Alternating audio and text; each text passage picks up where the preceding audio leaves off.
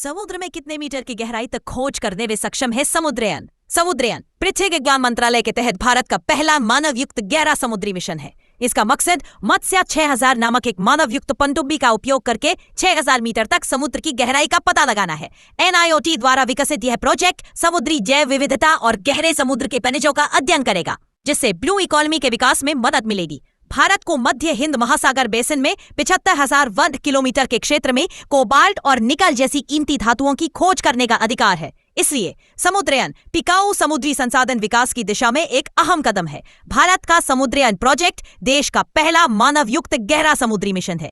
यह पृथ्वी विज्ञान मंत्रालय MOES द्वारा शुरू किए गए डीप ओशन मिशन का हिस्सा है। इसका लक्ष्य गहरे समुद्र की खोज करना और उसके छिपे हुए संसाधनों का पता लगाना है। वैज्ञानिकों की योजना 3 लोगों को मत्स्य 6000 नामक एक खास पनडुब्बी में 6000 मीटर की गहराई तक भेजने की है। इस वाहन को चेन्नई में स्थित राष्ट्रीय महासागर प्रौद्योगिकी संस्थान NIOT द्वारा विकसित किया जा रहा है। यह मिशन खनिजों, धातुओं और समुद्री जैव विविधता का अध्ययन करेगा। यह भारत को ब्लू इकोनॉमी का लाभ उठाने में भी मदद करेगा, जिसमें मछली पकड़ना, खनन और पर्यटन जैसे समुद्र आधारित उद्योग शामिल है। भारत को मध्य हिंद महासागर बेसिन में पॉलीमेटेलिक नोड्यूल्स की खोज के लिए 75,000 वर्ग किलोमीटर का क्षेत्र दिया गया है। इनमें तांबा, कोबाल्ट और निकल जैसी कीमती धातुएं होती है। समुद्रयान भारत को समुद्री अनुसंधान और टिकाऊ संसाधन उपयोग में एक वैश्विक नेता बनने में मदद करेगा। समुद्रयान प्रोजेक्ट क्या है?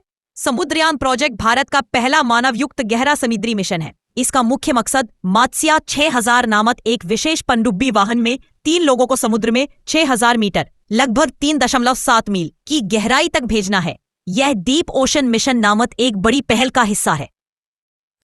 मत्स्य 6000 एक गोलाकार वाहन है जो अपने अंदर बैठे लोगों को पानी के नीचे की अत्यधिक गहराई में पाए जाने वाले भारी दबाव से बचा सकता है। इसे सामान्य हालातों में 12 घंटे और आपातकाल में 96 घंटे तक काम करने के लिए बनाया गया है।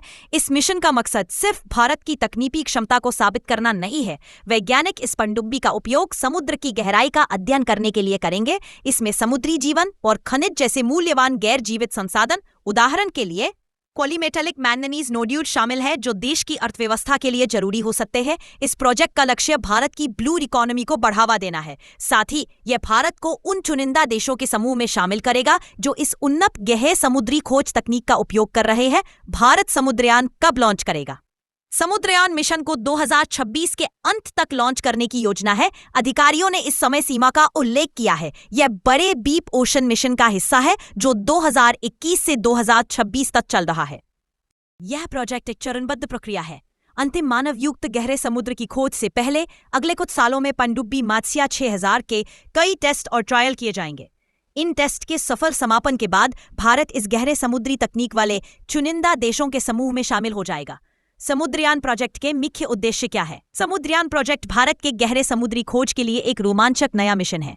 यह बड़े डीप ओशन मिशन का एक हिस्सा है और इसका लक्ष्य गहरे समुद्र की खोज के लिए एक विशेष पनडुब्बी वाहन विकसित करना है। समुद्रयान प्रोजेक्ट के मुख्य उद्देश्य यहाँ दिए गए हैं। मानव युक्त पनडुब्बी विकसित करना। इसका पहला लक्ष्य मत्स्य 6000 नामक एक ऐसा वाहन डिजाइन और बनाना है जो 3 लोगों को समुद्र में 6000 मीटर लगभग 3.7 मील की गहराई तक सुरक्षित रूप से ले जा सके। यह पहली बार है जब भारत ने इंसानों को इतनी गहराई तक ले जाने में सक्षम वाहन बनाया है। खनिज संसाधनों की खोज करना। यह मिशन गहरे समुद्र के तल पर मूल्यवान खनिजों की खोज करेगा, जैसे पॉलीमेटेलिक मैंगनीज नोड्यूल। ये मैंगनीज, निकल और कोबाल्ट जैसी धातुओं से भरपूर होते हैं। ये संसाधन इलेक्ट्रॉनिक्स और बैटरी के लिए बहुत जरूरी है। गहरे समुद्री जीवन का अध्ययन करना। ये प्रोजेक्ट वैज्ञानिकों को गहरे समुद्र में रहने वाले अजीब और अनोखे पौधों और जानवरों का अध्ययन करने में मदद करेगा, जहां सूरज की रोशनी नहीं पहुंच पाती है। इससे हमें समुद्री जैव विविधता के बारे में और अधिक जानने और इसकी रक्षा करने के तरीके सीखने में मदद मिलेगी। मत्स्य 6000 को बनाने में किस तकनीक का उपयोग? मत्स्य 6000 पनडुब्बी एक तकनीकी चमत्कार है जिसे गहरे समुद्र के भारी दबाव को झेलने के लिए डिजाइन किया गया है। इसकी सफलता का राज कई उन्नत तकनीकों में छिपा है, जिनमें से कई भारत में ही विकसित की गई है। मत्स्य 6000 में क्या है खास? टाइटेनियम एलॉय पनडुब्बी का सबसे महत्वपूर्ण हिस्सा इसका मजबूत बाहरी कवच है, जिसे पर्सनल स्फीयर के नाम से जाना जाता है। ये अंदर के 3 लोगों की रक्षा करता है। ये एक विशेष टाइटेनियम एलॉय से है जो समुद्र तल पर अनुभव होने वाले दबाव से 600 गुना से भी ज्यादा दबाव झेल सकता है।